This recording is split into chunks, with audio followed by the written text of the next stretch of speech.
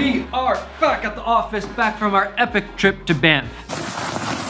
And we literally only brought our iPhones. I didn't bring this camera, this camera, this camera, or that drone, or that drone, or that gimbal, or this camera. No other cameras, just the iPhone. I didn't cheat, not one bit. I did bring a microphone and I was gonna use that, but I didn't even use it. We only used the internal microphone on the iPhone. The only thing we did use was this Light Chaser Pro hand grip thing, just to make it a little bit easier to film on. Other than that, it was all iPhone, no cheating. And it's kind of ironic because around a year and a half ago, I made this. I'm just gonna say it, I think smartphone photography sucks. Smartphone photography sucks. And now we're going back to Banff to make a video only on the iPhone. So I went from hating smartphones to now only using smartphones.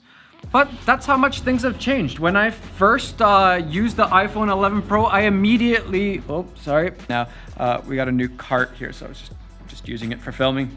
Is it possible to make a cinematic vlog iPhone only? That's what I was trying to find out. So we booked our trip to Banff. How'd you guys like our little acting bits? Yay, nay, more, let? Probably less, right? Huge thanks to Travel Alberta for hooking us up with some different activities and hotels. I really wanted to try it in a bunch of different ways. So we went helicopter rides, we went hiking with it, we played hockey, we slid down mountains really gracefully. And we were actually supposed to also go snowboarding, but instead, today is our last day here in Banff, and it was the day that I was most looking forward to because right now we're supposed to be snowboarding. Instead, I spent the last 12 hours in the...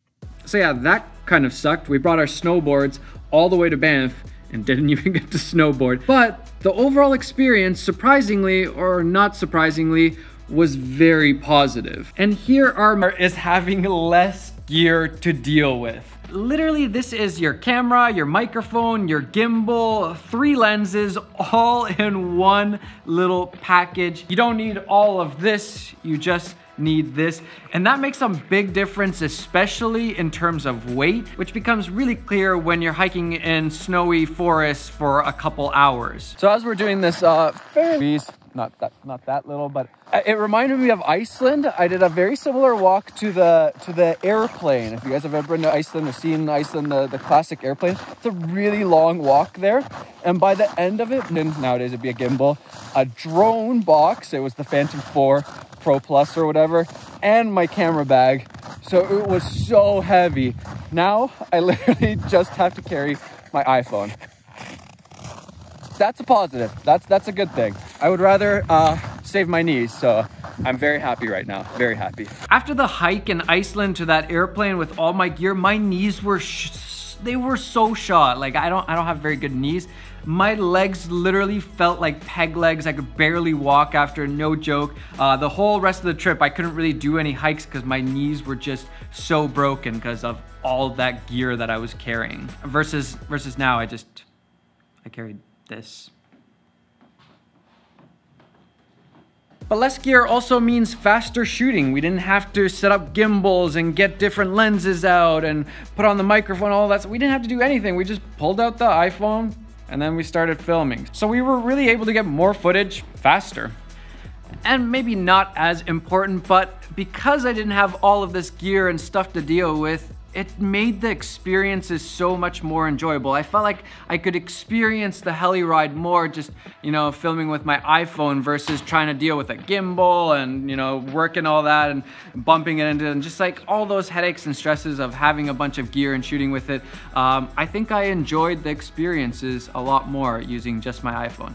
Not the most important, gotta say, that's where there's been a dramatic change. And probably the biggest thing is the fake dynamic range, or the HDR that the iPhone now uses. It's just emulating like a sensor that's way bigger. It essentially gets way more dynamic range than this EOS R, or maybe even my big boy C500 here, which that seems like it's cheating. The image is really getting a lot nicer, largely ultra wide camera.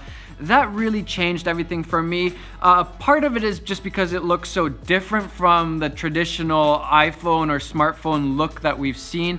but also a wider lens, I think, hides a little bit more of the negative sides of having a smaller sensor, because you're not expecting as much depth of field on a really wide lens, so you don't feel like you're missing out on that. It doesn't look weird that there isn't this depth of field. It essentially doesn't look like a small sensor as much.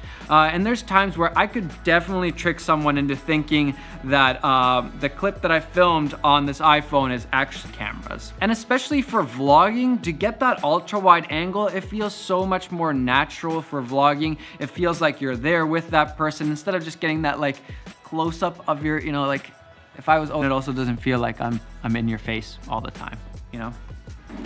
Then let's talk about some downsides, and the first one for me is not having a flip screen essentially, or a screen on the back, because if you want the most out of your iPhone, you need to use the rear facing cameras, not the front facing camera.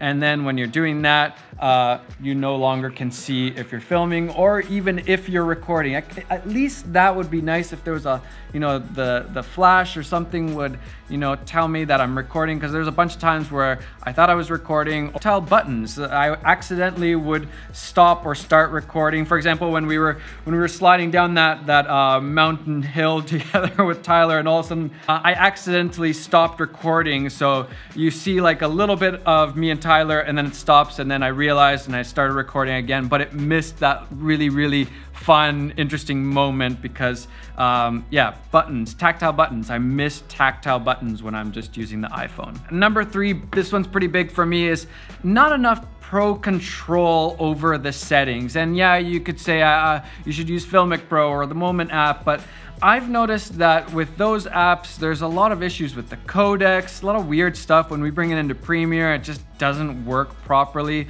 or the HDR won't work the same. There's just a lot of little issues that we've had, and that's why I just prefer to use the native camera app, especially now that you can just do 24 frames per second in there. But yeah, I wish I had a little bit more control over the settings. For example, I would love to be able to say, always put on HDR or turn it off, because there's so many times where I'm trying to, you know, focus or expose for something over on if I focus on this thing. So it kind of limits the way that you can use it. So yeah, I just wish I had a little bit more control. Number 4, the ultra wide is amazing. I love it, but it does get mushy real fast. If you don't have enough light, it just like falls apart really quickly. I actually wish that Apple would put the biggest sensor or the best sensor for the ultra wide lens, because that's really the one that needs the most data, because it is so wide and there's just so much going on in the frame.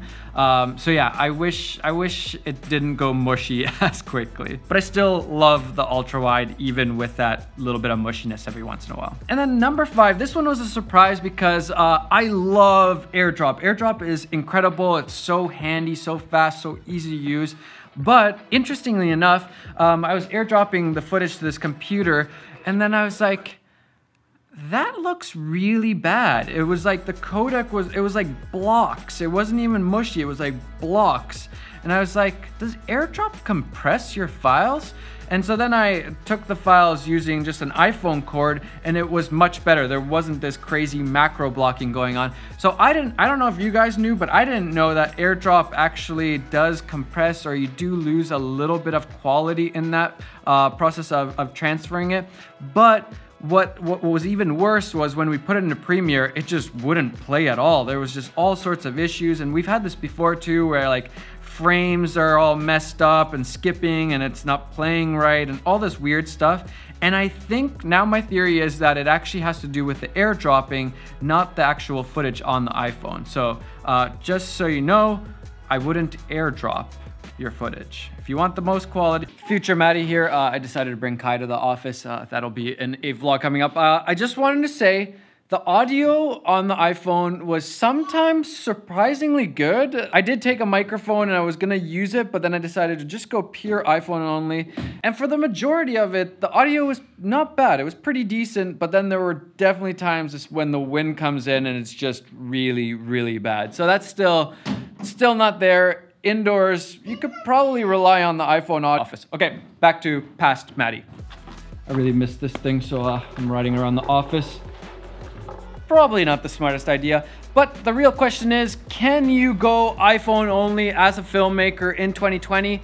And I would say more than ever, yes. It's still not the same as the EOS R or this beefy guy here. It's not gonna be the same quality. You can't compete with the insanely big sensors that these cameras have compared to the iPhone, but it is really, really impressive what you can do with an iPhone only nowadays. Companies are gonna have to start putting in more software, little perks into their cameras to compete with this, combining a bunch of different photos like Apple does to get even more quality in their photos. We need all of that stuff. I don't think that the Canons and all these companies are gonna be able to compete with smartphones soon unless they start doing these little software upgrades, I guess, to their cameras. But honestly, I didn't think that I would like using the iPhone as much as I did. It was really, really fun, except for the food poisoning part. That wasn't the fault of the iPhone, but that wasn't fun.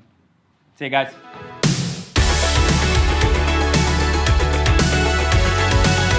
These cool new beanies. We call them toques in Canada. And the dad hats that I've been wearing, they are on the website. You can buy them. And maybe I'll just quickly open up some boxes. The hat rail. That's opportune timing. It's like a rack for your hats. Thanks, Garrett, for sending me the hat rail. This is awesome. Thanks, Charles. Some bracelets. Appreciate it. It says thank you. Andrew here is talking about how he found out about the Nikon Follow Your Passion contest where they were giving away the Z6 Filmmakers kit for the short film contest or whatever, and he won 3rd place. Congrats, man, that's awesome. He also said he was gonna send a block of cheese as a thanks and thought that it was a bad idea.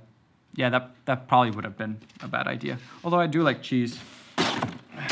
Ooh, I know what these are. Thanks, Renz. These are shoes made out of coffee beans, I believe. Did I get that right? That's right, used coffee grounds. These shoes are made of coffee. Also, I've been drinking coffee